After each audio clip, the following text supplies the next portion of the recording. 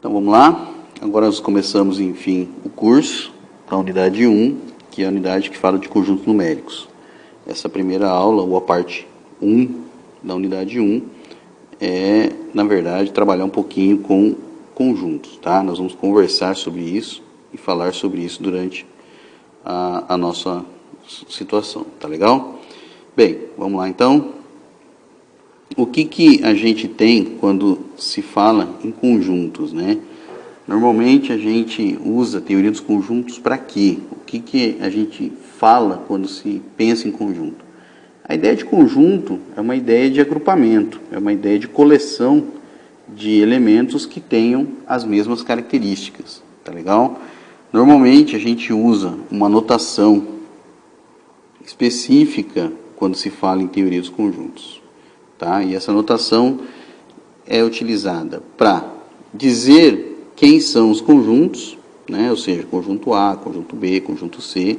E isso normalmente é indicado por letras maiúsculas, tá legal?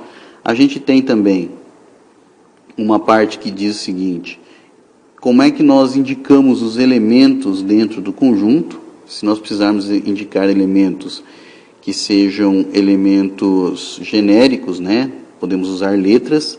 A diferença é que para os conjuntos as letras são maiúsculas, para os elementos do conjunto as letras são minúsculas, tá? Então preste atenção nesses detalhezinhos. E aí a gente tem a notação de como que a gente representa conjunto, né? Uma das formas de representar conjunto, escrevendo eles, é utilizando um conjunto A, por exemplo, igual entre chaves os elementos que estão dentro do conjunto. Também poderia representar usando uma coisa chamada diagrama de Venn, tá? O que é um diagrama de Venn? Na verdade, é uma bolinha, aquelas bolinhas que vocês estão acostumadas. Então eu teria o conjunto A e os elementos aqui dentro. O A, o B, o C e o D e assim sucessivamente. Tá legal? Bem, o que nós temos depois disso? O próximo assunto que aparece, e é importante entender, é a chamada relação de pertinência. Pertinência está vinculado à ideia de pertence ou não ao conjunto, tá? Pertence. Quando vocês falarem pertinência, eu estou querendo saber, um determinado elemento pertence ou não pertence ao conjunto? Então, para indicar, por exemplo, se um elemento X pertence ou não a um conjunto A, nós escrevemos simbolicamente usando esse E aqui. Esse E aqui é para dizer que pertence, tá? Então quer dizer que o elemento X pertence ao conjunto A. E o E cortado quer dizer não pertence. Tá legal? Bem tranquilo para explicar. Pertence ou não pertence. Certo? Esses são os elementos que nós temos aí sobre conjunto. E depois da relação de pertinência, nós temos também as chamadas relações de inclusão. O que são relações de inclusão? As relações de inclusão estão relacionados ou estão envolvidos a conjuntos, tá? Ou seja, se a ideia de pertencer pertence está indicando elemento para o conjunto, a ideia de inclusão ou não inclusão vai indicar a relação entre conjuntos. E a gente pode dizer o seguinte, que um determinado conjunto está contido em um outro conjunto, se e somente se, né? Presta atenção nesses detalhezinhos aqui, ó. Se e somente se, todo elemento de A também é um elemento de B, tá ok? E aí como que a gente coloca a notação? A notação aqui, que me perdoem os matemáticos, eu sou um deles, mas que me perdoem fazer essa fala simplificada demais, quando a boquinha está aberta para o lado do conjunto que pertence.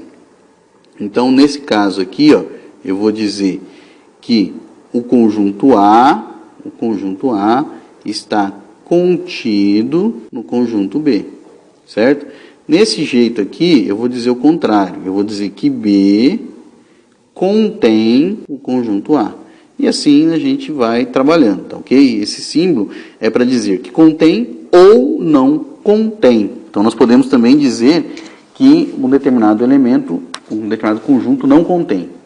Simbolicamente, o que quer dizer? Que quando eu falo que o conjunto A está contido no conjunto B, quer dizer o seguinte, que qualquer que seja, esse azinho de ponta cabeça quer dizer qualquer que seja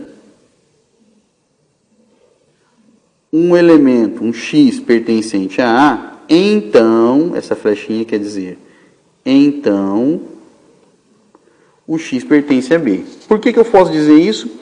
Porque o elemento A, o conjunto A, está contido no conjunto B. Graficamente, o que nós temos? Esse desenho aqui por diagrama de Venn.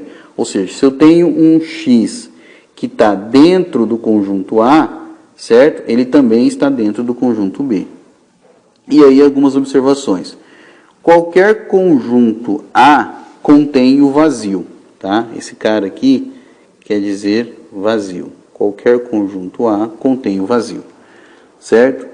E quando o A está contido em B, dizemos que A é subconjunto de B. Tá legal?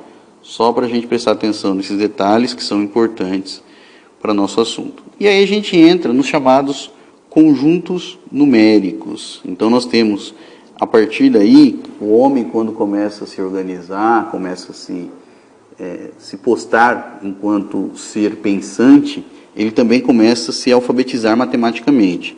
E uma das primeiras coisas que na matemática ele começa a desenvolver é os chamados conjuntos, certo? O que são conjuntos numéricos? São conjuntos conhecidos até hoje, utilizados até hoje pela sociedade.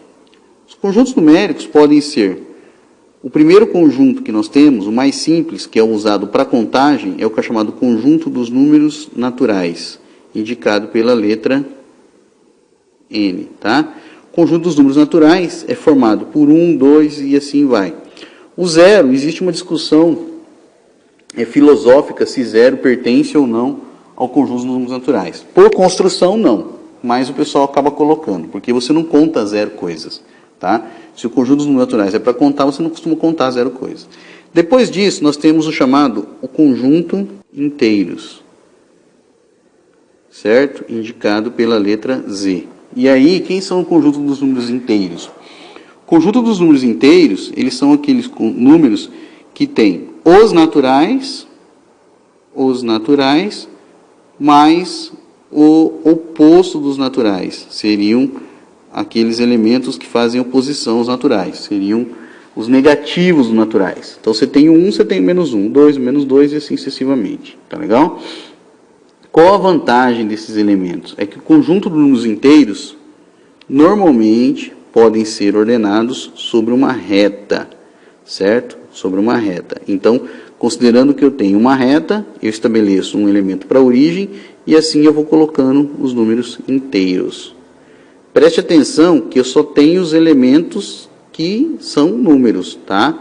Inteiros. Eu não tenho nessa reta nada que faça menção a esses intervalos aqui, ó. Esses intervalos aqui não são nada para mim enquanto inteiros. Esses caras não pertencem aos inteiros, certo? Um x que está entre 3 e 4, ele não pertence aos inteiros, certo? Mas ele pertence a um outro conjunto que nós chamamos de o conjunto dos números racionais, certo? Conjunto dos números racionais. Quem é o conjunto dos números racionais? São aqueles números que podem ser colocados ou podem ser escritos na forma de frações, certo? São aqueles números que podem ser colocados na forma de frações. Então, toda vez que eu tenho um número que pode ser colocado na forma de uma fração, sendo o P e o Q números quaisquer, com uma diferença que esse Q aqui tem que ser diferente de zero, então eu tenho o conjunto dos números racionais. Tá? Então esse cara, os elementos que estão dentro desse conjuntinho aqui, ó, os elementos que estão dentro desse conjuntinho aqui, ele não é inteiro, mas ele pertence com certeza aos números racionais. Tá ok? Só para a gente indicar quem que são os elementos aqui dentro. Tá legal?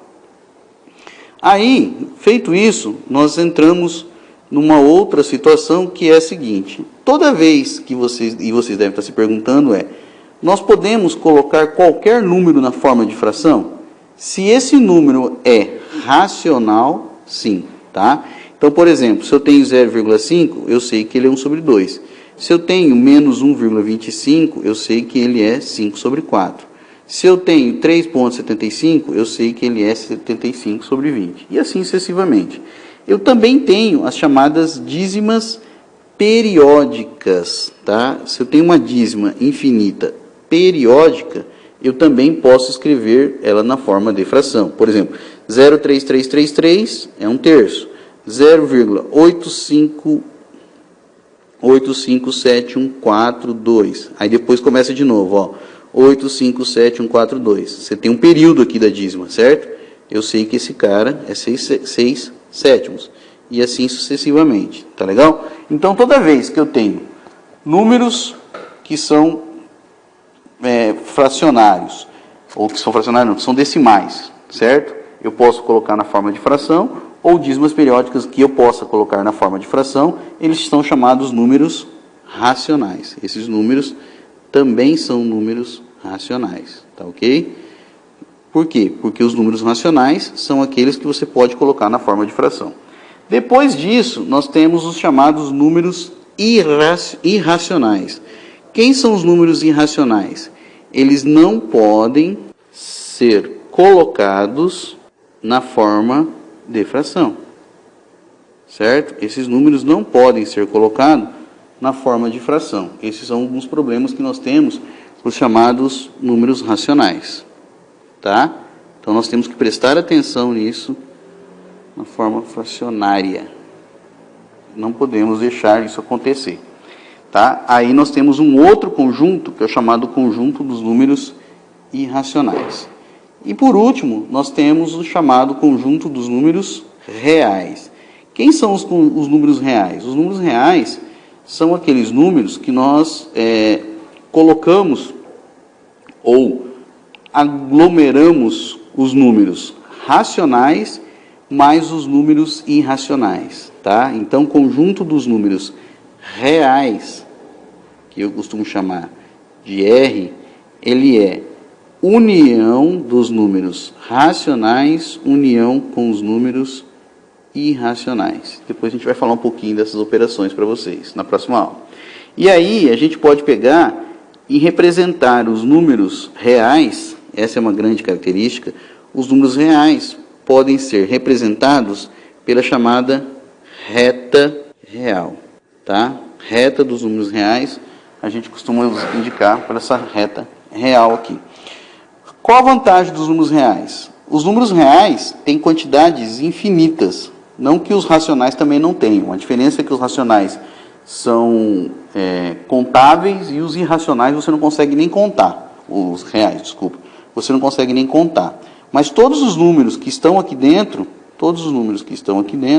são números racionais. Se eu pensar aqui, ó, são reais, desculpa. Esse x aqui pertence a um número real. E como é que eu posso indicar o conjunto dos números reais, então? Uma ideia de usar conjunto dos números reais é poder dizer de intervalos, tá ok? Quem são os intervalos? Então, o que eu estou colocando? Por exemplo, aqui eu estou dizendo que existe um x que pode ser qualquer coisa entre 1 e 6. Inclusive, quando a bolinha estiver pintada, o 1 e o 6. Então, na prática, eu estou dizendo o seguinte: esse conjunto aqui, ó, esse conjunto A aqui, é igual a x pertencente aos reais, tal que o x seja maior ou igual a 1 e menor ou igual a 6, certo? Do mesmo jeito que aqui eu tenho os elementos que estão no conjunto, se eu chamar esse conjunto de B, certo? Se eu posso chamar esse conjunto de B. A diferença desse conjunto B é que o 2 é uma bolinha aberta e o 7 também é uma bolinha aberta. Então, o 2 e o 7 não pertencem ao conjunto. Então, eu vou dizer que x pertence aos reais, tal que o x é maior que 2, percebam que não tem igual, e é menor que 7. E assim sucessivamente. Eu posso ter também conjunto misto.